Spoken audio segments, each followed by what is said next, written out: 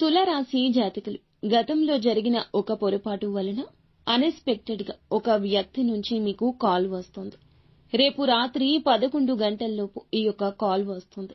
ఈ యొక్క కాల్ వలన మీకు అన్ని జ్ఞాపకాలు గుర్తొస్తాయి. కానీ జరిగింది తప్పిదమే. దానికి తగ్గ శిక్ష అప్పుడే పొందుకున్నారు.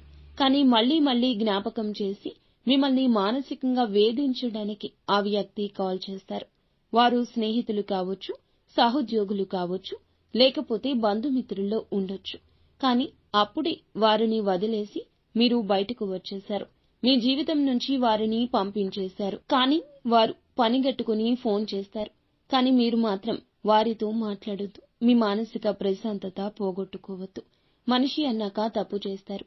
కానీ మీరు ఆ తప్పుకు తాలూకా గుణపాఠం నేర్చుకున్నారు. కానీ ఈ రోజున ఈ యొక్క బాధ ఎక్కువ ఉండొచ్చు. మీరు ఈ రోజు శివాలయాన్ని దర్శించండి. పరమశివుని అనుగ్రహంతో అంతా మంచి జరుగుతుంది. మీకు ఇంకా ఇతరత్ర ఎటువంటి సమస్యలు, సంతాన సమస్యలు, భార్యాభర్తల సమస్యలు, స్త్రీ పురుష వశీకరణం కూడా చేయగలరు మా గురువు గారు. 3 రోజుల్లో పరిష్కారం లభించును. నమ్మకంతో సంప్రదించండి.